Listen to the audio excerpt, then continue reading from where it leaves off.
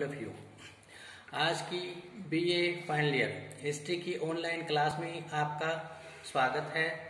आज हम आधुनिक भारत का इतिहास, जो कि हमारा हिस्ट्री का फर्स्ट पेपर है, इसमें 1740 से लेकर 1950 तक की घटनाओं का जो विवरण है वो दिया गया है। पिछले टॉपिक में हमने प्लासी का युद्ध और बक्सर का युद्ध, पानीपत तृतीय युद्ध के कारण परिणाम और तृतीय और चतुर्थ आंग्ल मैसूर युद्ध के बारे में चर्चा की थी। तो आइए अब हम चर्चा करते हैं 1772-73 में पारित हुआ रेगुलेटिंग एक्ट। तो उसकी क्या प्रावधान शर्तें थी, इसके पारित होने के पीछे क्या कारण थे और इस एक्ट के क्या गुण और दोष रहे थे। तो आज का हमारा जो टॉपिक है वो है रेगुलेटिंग एक्ट, जो कि 1772-73 ईस्वी में जो पारित हुआ था। तो इसमें क्या था कि भारत में जो है ईस्ट इंडिया कंपनी का जो आगमन है वो एक व्यापारिक संस्था के रूप में जैसा कि हुआ था। इसका जो उद्देश्य था वो क्या था, इंग्लैंड एवं भारत में व्यापारिक संबंधों को स्थापित करना था। तो 1707 में क्या हुआ था, औरंगजेब की मृत्यु हो गई थी। तो औरंगजेब की मृत्यु के साथ ही जो भारत की राजनीतिक व्यवस्था थी वो छिन्न भिन्न हो गई थी, क्योंकि औरंगजेब के उत्तराधिकारी क्या थे, अयोग्य थे। इसलिए शासन व्यवस्था काफी खराब हो गई थी और कंपनी के संचालक ने क्या किया था, इस स्थिति का उठाया लाभ और भारत में अपनी राजनीतिक प्रभुत्व स्थापित करना शुरू कर दिया। प्लासी और बक्सर के युद्ध में क्या किया था, अंग्रेजों ने बंगाल में ब्रिटिश शासन की स्थापना कर ली थी और कंपनी का जो शासन है वो 1857 के विद्रोह तक चलता रहा और 1857 के विद्रोह के पश्चात क्या हुआ, कंपनी का शासन समाप्त कर दिया गया था और ब्रिटिश शासन की जो स्थापना है वो कर दी गई थी। और कंपनी के शासन काल के समय में क्या हुआ था, ब्रिटिश संसद ने भारतीय प्रशासन के दोषों को दूर करने के लिए क्या किया था, एक अधिनियम पारित करवाया था। तो इनमें से जो सर्वप्रथम अधिनियम था वो 1772-73 ईस्वी में पारित किया गया था, जिसे कि इतिहास में रेगुलेटिंग एक्ट के नाम से जाना जाता है। तो अब हम चर्चा करेंगे ये जो अधिनियम 1772-73 ईस्वी में पारित हुआ था, इस अधिनियम को लागू करने के क्या कारण रहे थे। तो अब हम जानकारी प्राप्त करेंगे 1772-73 ईस्वी में पारित हुए रेगुलेटिंग एक्ट के कारण। तो अब हम जानते हैं कि 1772-73 ईस्वी में ये जो रेगुलेटिंग एक्ट पारित हुआ था, इसे पारित करने के पीछे क्या कारण रहे थे। तो सबसे पहला जो कारण था वो था, लॉर्ड क्लाइव ने क्या किया था, बक्सर के युद्ध के पश्चात बंगाल में दीवानी के अधिकार जो थे वो क्या कर लिए थे, उसने प्राप्त कर लिए थे और बंगाल के प्रशासन के लिए 1765 में इन्होंने द्वैध शासन प्रणाली को लागू कर दिया था। तो ये पत्ती दोषपूर्ण थी। इससे क्या फैल गई, काफी अव्यवस्था और जो न्याय व्यवस्था थी वो पूरी तरह से क्या हो गई थी, समाप्त हो गई थी। इसके अलावा कलकत्ता, बंबई तथा मद्रास की अंग्रेजी सरकार पर नियंत्रण रखने के लिए क्या थे, भारत में कंपनी की कोई केंद्रीय संस्था उस समय नहीं थी। अतः रेगुलेटिंग एक्ट पारित करना उचित समझा गया।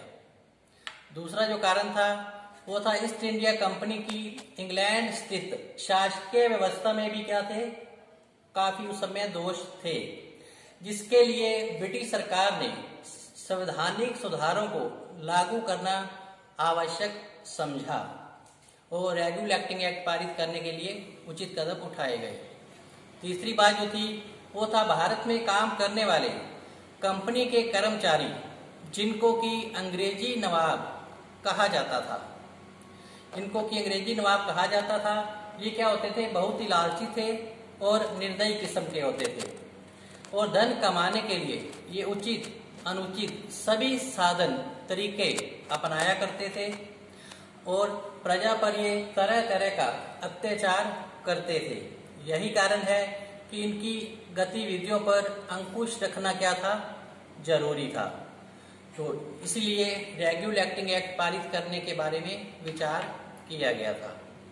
चौथा जो रेगुलर एक्टिंग एक्ट पारित करने का कारण था वो था कि सन 1765 में कंपनी को बंगाल, बिहार और उड़ीसा में जो दीवानी के अधिकार थे वो क्या हो गए थे, प्राप्त हो चुके थे।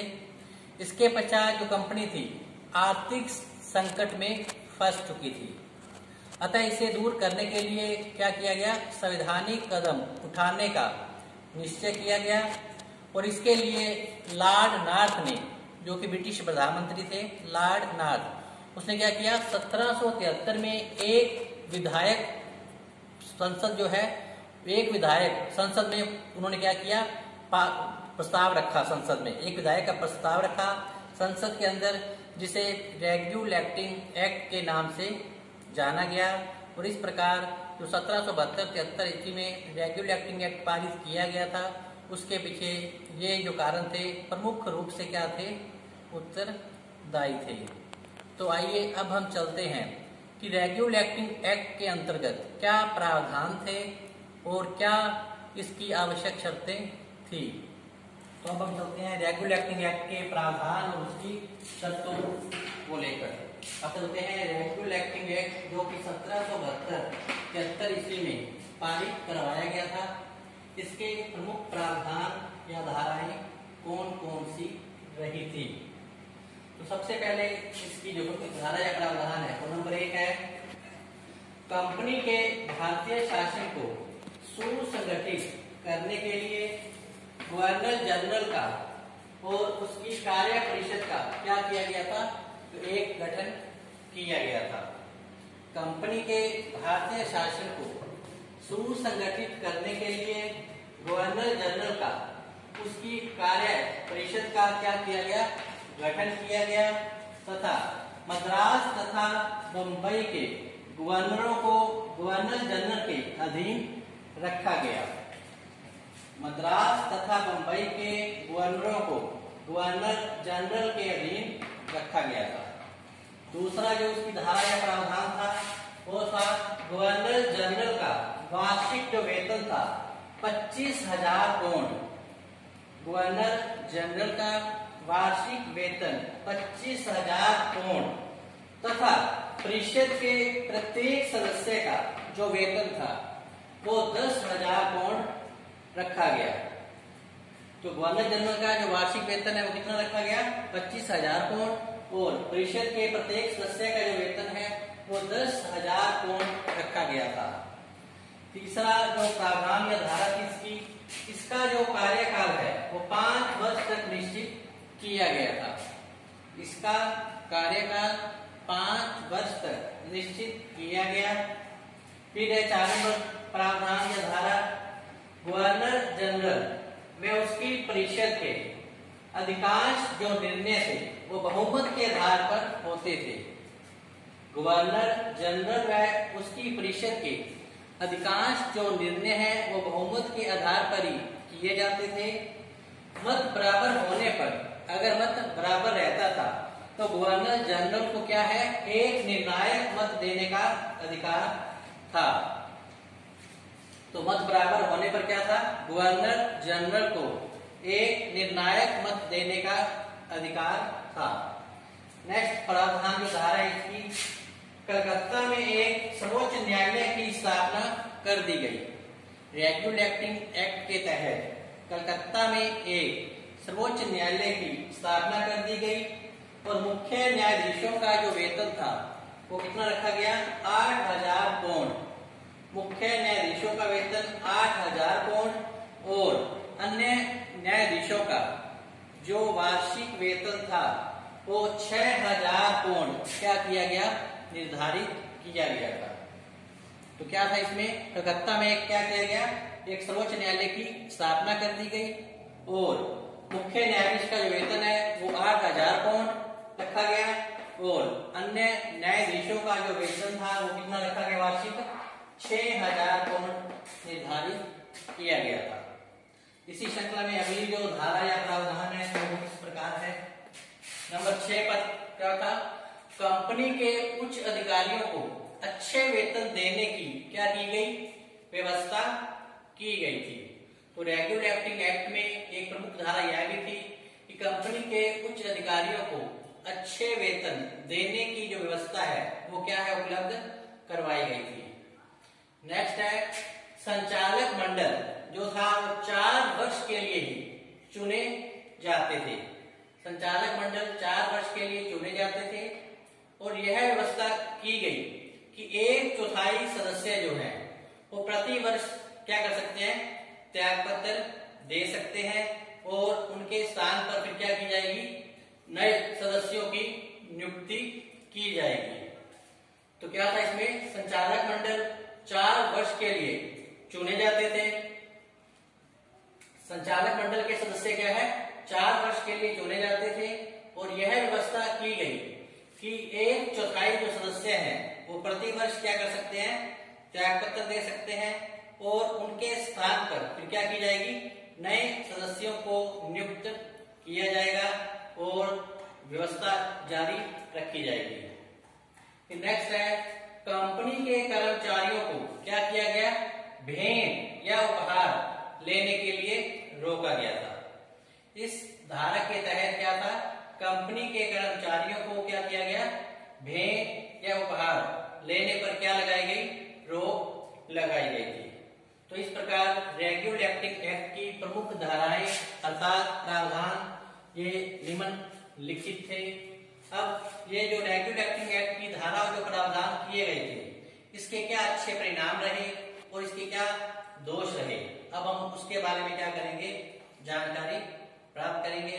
तो सबसे पहले हम देखेंगे रेगुलेटिंग एक्ट जो पारित किया गया था 1772-73 ईस्वी में, इसके प्रमुख दोष या फिर कमियां क्या थी। आइए अब हम करते हैं रेगुलेटिंग एक्ट की जो धाराएं प्रावधान थे इसके क्या दोष रहे थे। तो आप लोग करते हैं रेगुलेटिंग एक्ट के दोष या फिर कमियां क्या रही थी। तो यद्यपि इस एक्ट का जो उद्देश्य है वो ईस्ट इंडिया कंपनी के प्रशासन को सुदृढ़ करना था, तथापि इसकी जो धाराएं थी वो काफी क्या थी, दोषपूर्ण थी।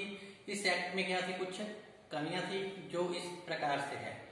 तो सबसे पहला जो दोष ये है नंबर 1 पे, संचालक मंडल तथा गवर्नर जनरल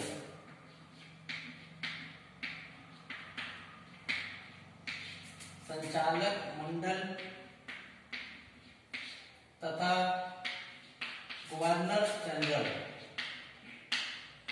गवर्नर मंडल, संचालक मंडल तथा गवर्नर जनरल 2 पदाधिकारी बनाए गए। थे।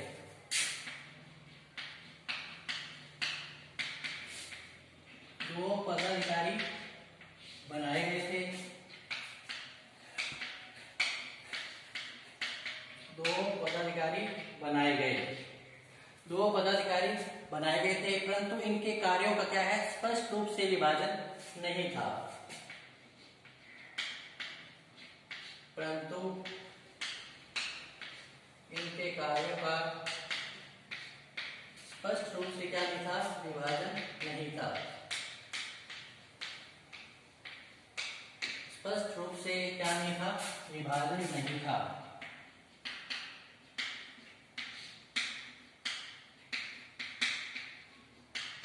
जो किसकी सबसे बड़ी कमी थी। नंबर दूसरा जो दोष या कमी मानी गई है वो है, इस प्रकार गवर्नर जनरल और उसकी कार्य परिषद के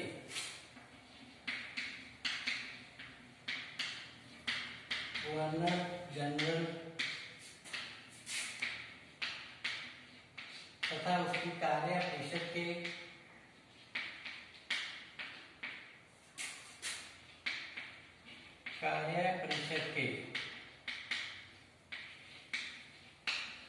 तथा उसकी कार्य परिषद के कार्यों एवं अधिकारों की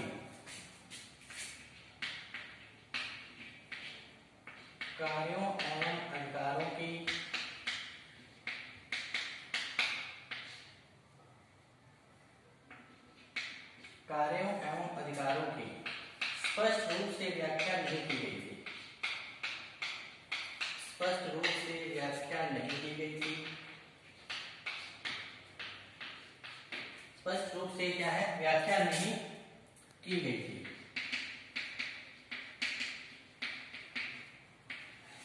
तीसरा जो दोष या कमी थी वो थी गवर्नर जनरल तथा सर्वोच्च न्यायालय के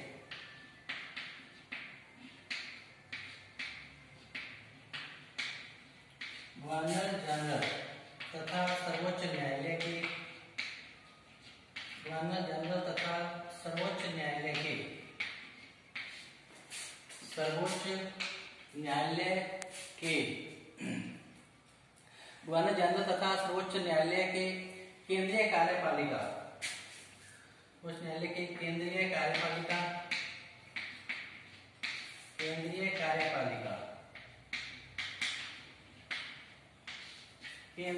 कार्यपालिका तथा न्यायपालिका के क्षेत्रों को भी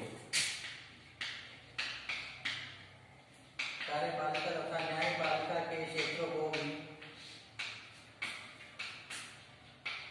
न्यायपालिका के क्षेत्रों को भी न्यायपालिका के क्षेत्रों को भी इसके अंतर्गत नहीं लिया गया था।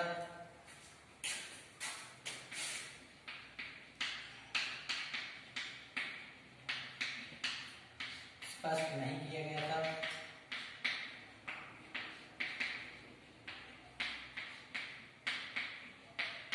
स्पष्ट नहीं किया गया था। इस एक्ट के अंतर्गत इसे पृथक रूप में स्पष्ट किया गया था।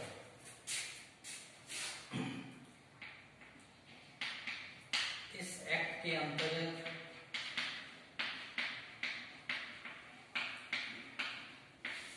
इसे पृथक रूप में स्पष्ट करने का प्रयास किया गया।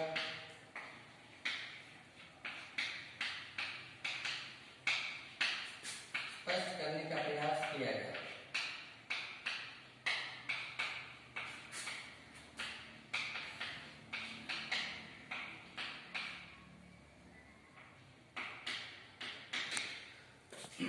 तीसरी बात, चौथा जो इसकी कमी थी वो था गवर्नर जनरल को बंबई में मद्रास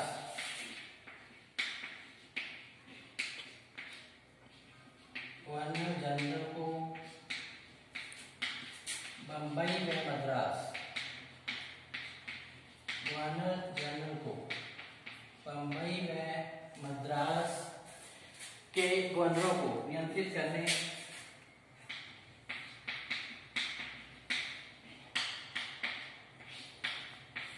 गवर्नरों को नियंत्रित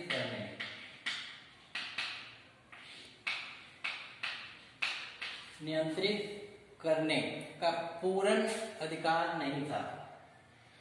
गवर्नर जनरल को बंबई व मद्रास के गवर्नरों को नियंत्रित करने का क्या नहीं था, पूर्ण अधिकार प्राप्त नहीं था। पूर्ण अधिकार जो है प्राप्त नहीं था। यह भी इसका एक दोष था। नेक्स्ट है पांचवा जो दोष इसका ये है, गवर्नर जनरल अपनी परिषद के बहुमत की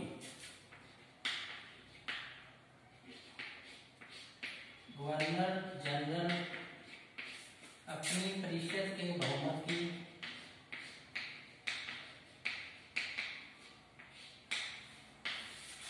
अपनी परिषद के बहुमत की अपने परिषद के बहुमत की क्या थे, अवहेलना नहीं कर सकते थे।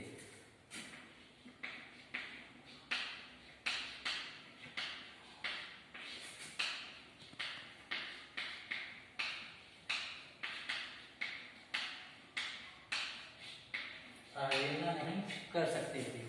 इस प्रकार रेगुलर एक्टिंग एक्ट के जो प्रमुख दोष और कमियां निम्नलिखित 5 थी।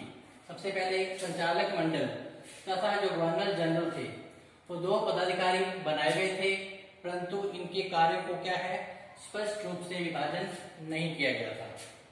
दूसरी कमी, इस प्रकार गवर्नर जनरल तथा उसकी कार्य परिषद के कार्यों एवं अधिकारों को भी क्या है, स्पष्ट रूप से व्याख्या जो है इसकी वो नहीं की गई थी, व्याख्या नहीं की गई थी। किसके कारण क्या हो गया था, इनमें आपस में क्या हो गया था, संघर्ष आरंभ हो गया था। इनमें क्या हो गया था, संघर्ष आरंभ हो गया था।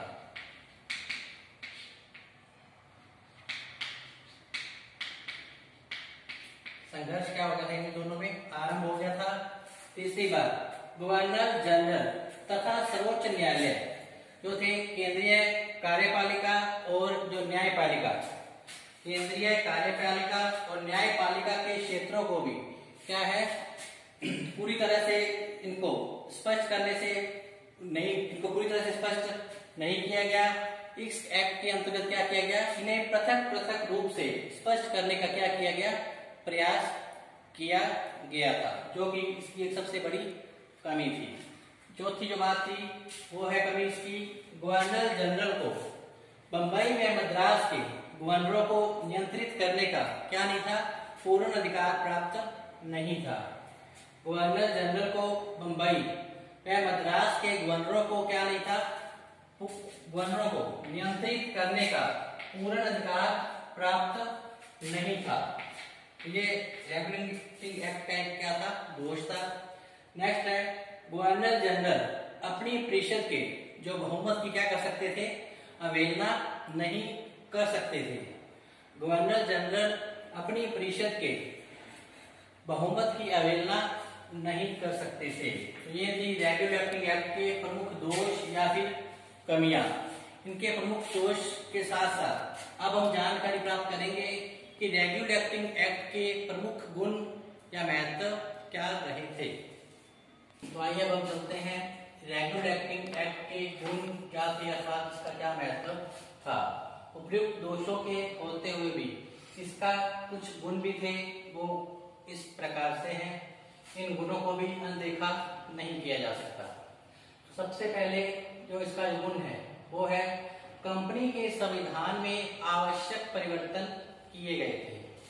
कंपनी के संविधान में आवश्यक परिवर्तन किए गए थे और संविधान को तथा कंपनी के प्रशासन को क्या किया गया, ठोस सिद्धांतों पर आधारित करने का क्या किया गया, प्रयास किया गया था।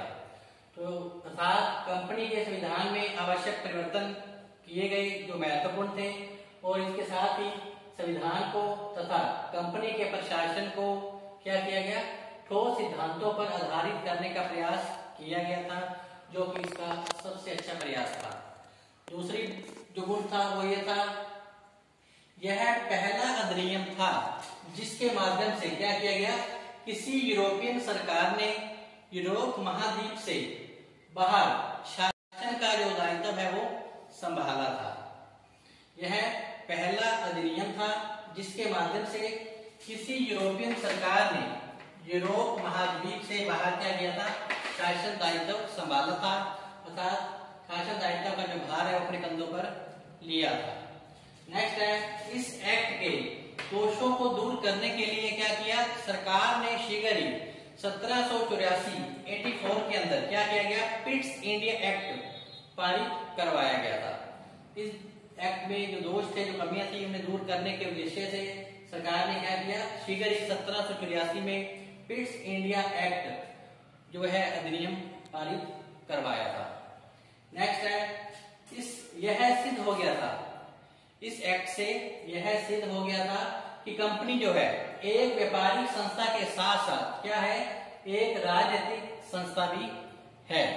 तो इस एक्ट से यह सिद्ध हो गया था कि जो कंपनी है एक व्यापारिक संस्था होने के साथ साथ एक राजनीतिक संस्था भी है, अर्थात प्रशासन कार्य को चलाने में समर्थ है। नेक्स्ट है, इस एक्ट के माध्यम से क्या हुआ, भ्रष्टाचार और निजी व्यापार को रोकने का अच्छा प्रयास किया गया था। तो रेगुलेटिंग एक्ट के माध्यम से क्या किया गया था, इस एक्ट के माध्यम से भ्रष्टाचार तथा निजी व्यापार को रोकने का अच्छा प्रयास किया गया था।